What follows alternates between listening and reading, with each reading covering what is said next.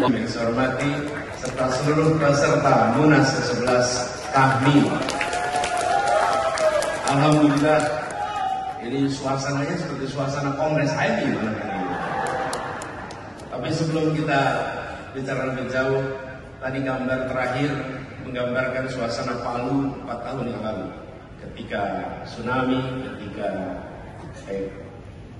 likuifaksi dan gempa waktu itu. Pada saat yang sama, hari ini saudara kita di Cianjur sedang mengalami cobaan yang tidak kalah dengan apa yang kita alami hari ini 4 tahun lalu di Palu. Karena itu izinkan saya mengajak kita semua, mari kita kirimkan Fatihah untuk saudara kita di Cianjur. Insya Allah mereka diberikan kekuatan, bisa segera bangkit dari ujian yang berat ini. Alhamdulillah wa niyatul sholihah. Al-Fatihah.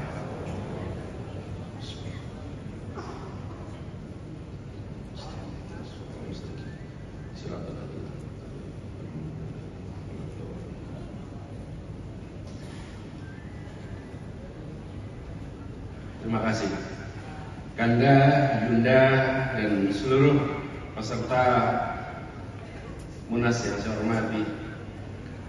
Meneruskan tadi yang disampaikan oleh Pak JK, Ketua Majelis Etik, ketika berbicara tentang HMI, KAHMI, lintas generasi, memang ada sebuah ikatan persaudaraan yang luar biasa kuat. Dan ini dibangun oleh semangat ketika masih mahasiswa bekerja memikirkan bukan saja tentang dirinya, bukan saja tentang masa depannya, tapi tentang bangsanya, tentang negerinya, dan tentang umatnya. Jadi tadi sampaikan Pak JK, dan benar ya, kita semua mengalami, apalagi di Jakarta, panggilan Kanda itu di mana-mana. Sering kali ada, dan kita mengalami. Saya juga sering alami. Adik-adik kita sering datang ke Jakarta, kalau saya karena dari Jogja, banyak dari Jogja datang, mampir, dan kalau sudah mampir, ngobrol agak panjang.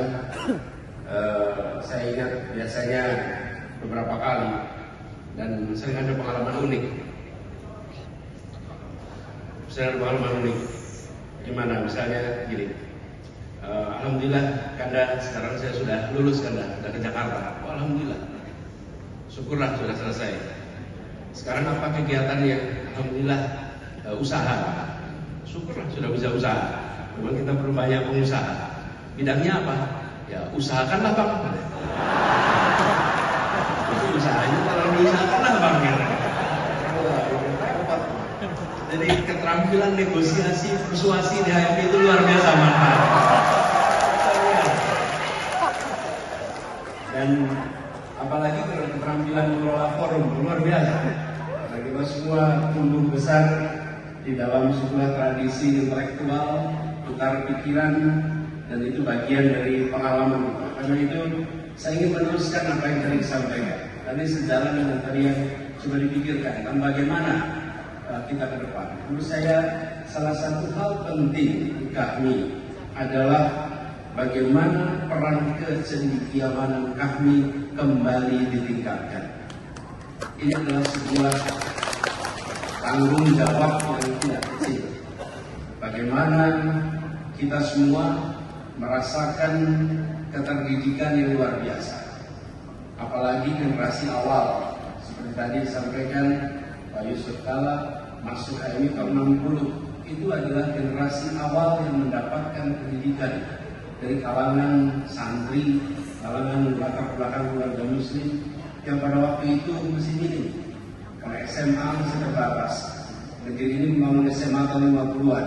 Tahun 60-an mulai perguruan tinggi, terjadi ledakan jumlah mahasiswa. Dan itulah generasi awal. Sebagian dari kita adalah generasi kedua. Saya generasi kedua. Orang tua saya yang dulu aktif mulai dengan HMI. Banyak sekarang sudah mulai muncul generasi ketiga.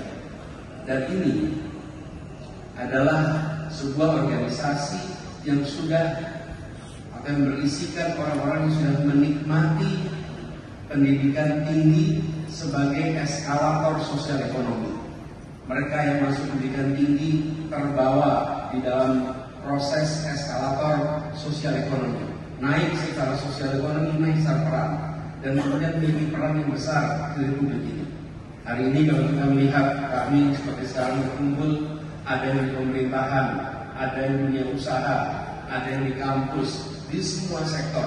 Dan barangkali tidak ada organisasi alumni gerakan mahasiswa yang memiliki jumlah doktor sebanyak kami, yang memiliki jumlah profesor sebanyak kami, yang memiliki pengusaha sebanyak kami, yang juga memiliki birokrat sebanyak kami, termasuk menteri sebanyak kami.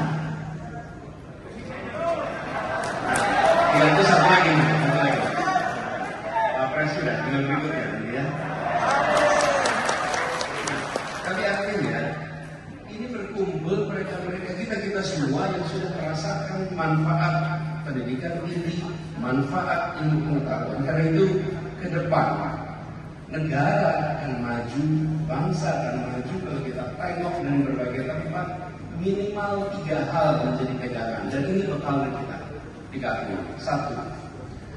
Memanfaatkan ilmu pengetahuan sebagai radar, sebagai kompas di dalam merencanakan, di dalam melaksanakan, dan di dalam menerjemahkan rencana-rencana untuk memajukan bangsa menggunakan ilmu pengetahuan. Pengalaman pandemi kemarin benar-benar sebuah kiriman pesan bagi semua pemimpin politik di seluruh dunia. Bagaimana dihadapkan pada situasi ketika tidak ada kompas apapun kecuali mengandalkan ilmu pengetahuan. Pemimpin politik yang tidak mengandalkan ilmu pengetahuan, dia akan terjerembab dalam urusan COVID kemarin. Pemimpin politik yang tidak mau menghormati ilmu pengetahuan akan keliru dalam mengambil langkah. Dan itu terbukti di berbagai tempat seluruh dunia, termasuk di Indonesia.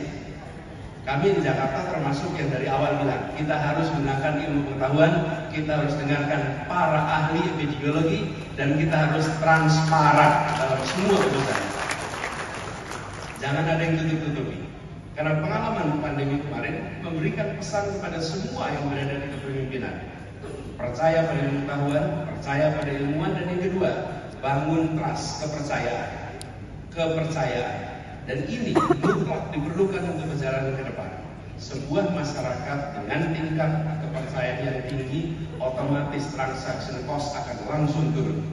Biaya yang muncul akibat aktivitas interaksi antara masyarakat langsung turun ketika trust itu tinggi.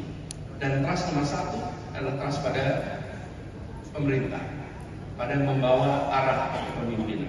Karena itu ke depan poin nomor 1 ilmu pengetahuan, dan di sini kami berkumpul pribadi-pribadi yang memiliki bekal ilmu pengetahuan. Apalagi bila diteruskan ilmu pengetahuan yang diwujudkan dalam inovasi, pemanfaatan ilmu untuk terobosan-terobosan yang memberikan manfaat bagi masyarakat. Dan inovasi ini tidak terbatas kepada bidang yang terkait teknologi saja, tapi inovasi yang terkait dengan sosiologi, inovasi yang terkait dengan pemerintahan, inovasi yang terkait dengan public policy. Ruang inovasi itu dibuka besar, dan di situ negara mengalami kemajuan. Poin nomor 1 adalah bagaimana ilmu pengetahuan itu digunakan. Akhir-akhir ini kita sering merasakan ilmu pengetahuan sering dianggap nomor 2, teori sering dianggap tidak penting, ilmu sering nomor sekian, yang penting hasil. Belum tentu. Kalau kita tidak menggunakan rumusan yang benar, hasilnya tentu tidak akan bisa. Itu pertama. Yang kedua, etos kerja. Tidak ada pilihan lain etos kerja. Kemauan untuk kerja keras, kemauan untuk kerja tuntas. Dan kita menyaksikan bagaimana organisasi ini berisi orang-orang yang ulet, tangguh, sanggup bekerja keras. Kalau tidak berada di dalam posisi-posisi yang kita lihat sekarang. Bapak Ibu sekalian, teman-teman saya hormati, pada saat kita buka puasa di Jakarta, kami bikin acara buka puasa. Ketika buka puasa itu, lalu kita ada tuan rumah dari buka puasa itu. Para tuan rumah ini adalah pribadi-pribadi yang dibanggakan oleh kami. Tempatnya Pak JK, Pak Mahfud, gantian kita semua. Mereka ini berada di dalam pusat-pusatnya Jakarta. Kenapa? Karena mereka pribadi-pribadi memiliki etos kerja yang luar biasa, kemauan kerja keras yang amat tinggi, dan organisasi ini mendidik itu semua. Karena itu ketika bicara tentang sadar, tidak ada pilihan lain untuk kita mendorong. Makanya saya sering agak terganggu Pak kalau lihat ada hari Minggu diadakan jalan santai. Bangsa ini sedang perlu ngoyo, bukan perlu santai.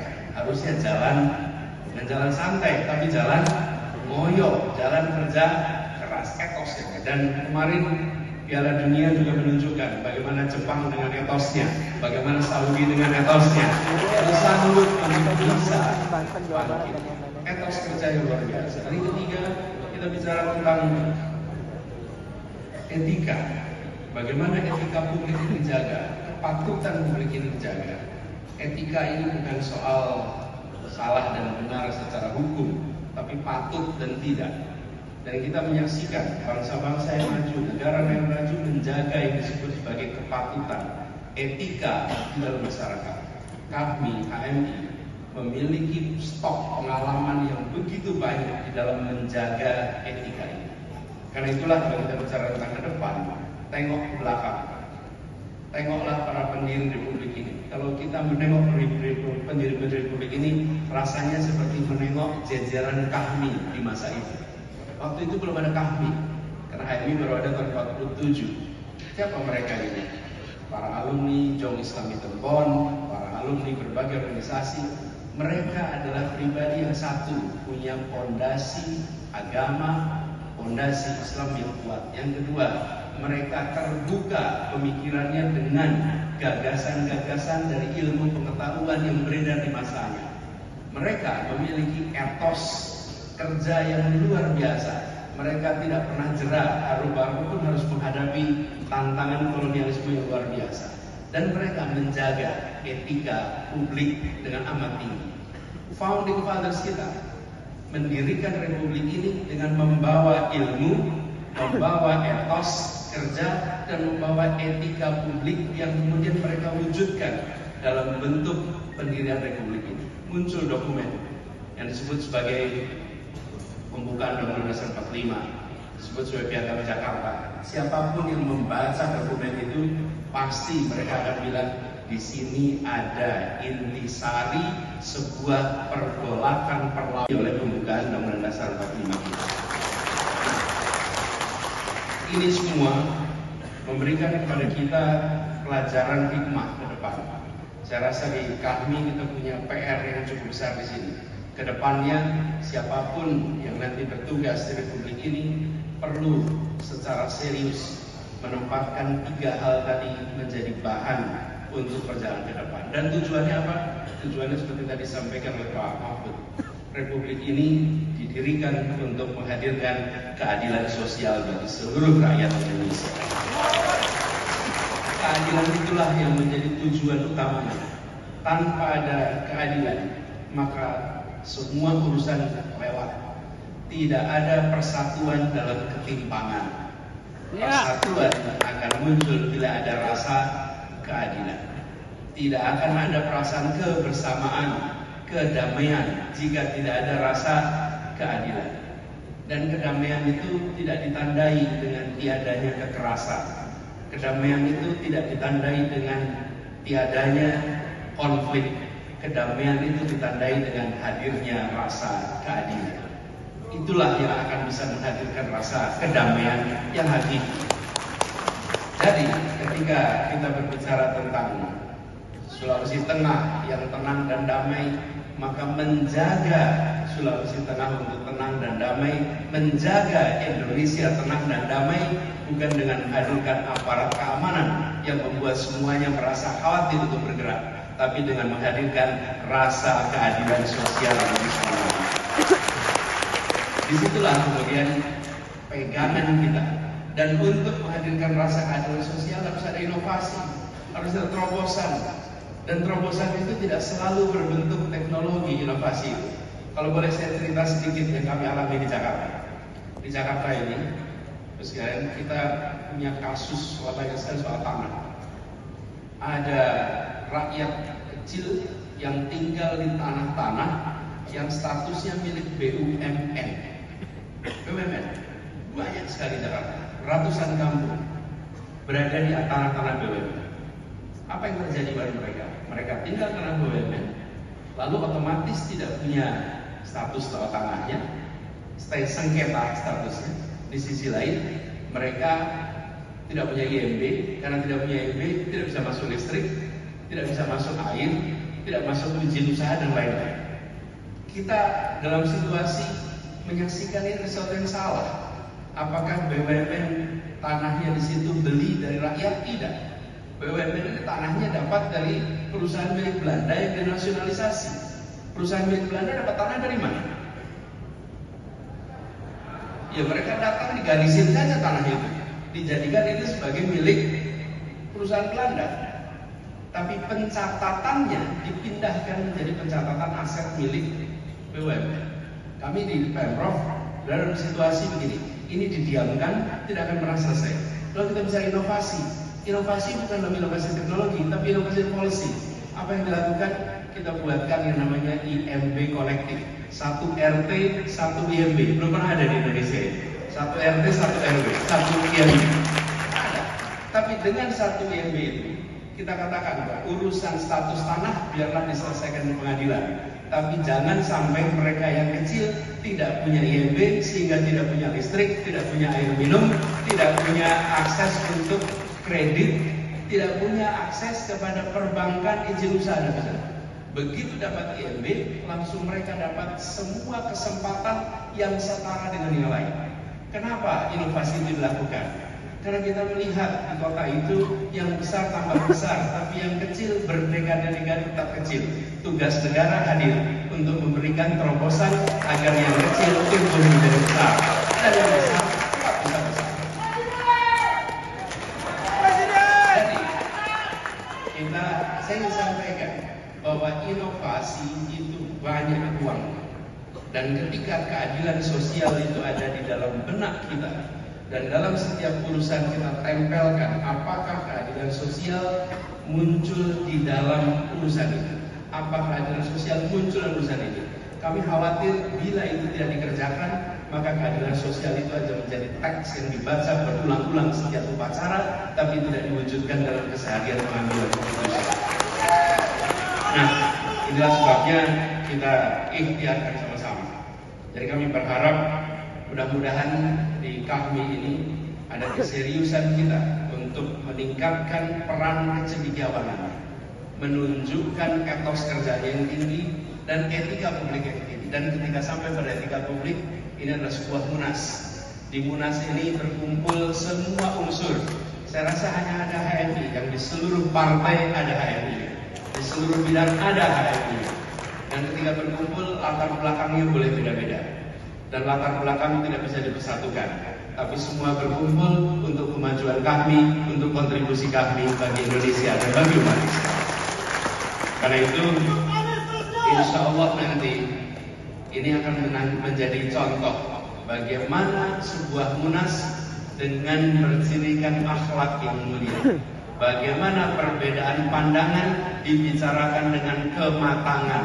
Bagaimana tukar pikiran itu terjadi. Dan bagaimana lawan debat adalah teman berpikir. Bagaimana kita menunjukkan kami bisa jadi contoh di antara munas-munas lain yang akhir-akhir ini muncul dengan kekerasan. Dan kita bisa tunjukkan bahwa kedepannya HMI bisa bersatu. Insya Allah dengan kami bersatu, kita akan bisa bawa agenda-agenda besar untuk Republik ini. Kita bisa sama-sama makin solid untuk memajukan Republik ini. Dan bila kami sudah berbaris, bila sop kami sudah rapi, rasanya semua urusan akan bisa diselesaikan dengan baik.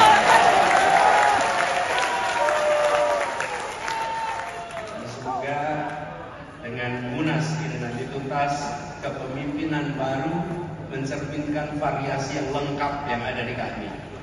Variasi yang komplit, karena kami memiliki begitu banyak unsur perannya. Dan harapannya, seperti tadi disampaikan, insya Allah momentum perubahan yang mungkin akan kita saksikan sama-sama, di situ kami bisa memberikan kontribusi untuk semuanya. Itu saja dari saya, kurang lebih mohon dimaafkan. Terima kasih. Assalamualaikum warahmatullahi wabarakatuh.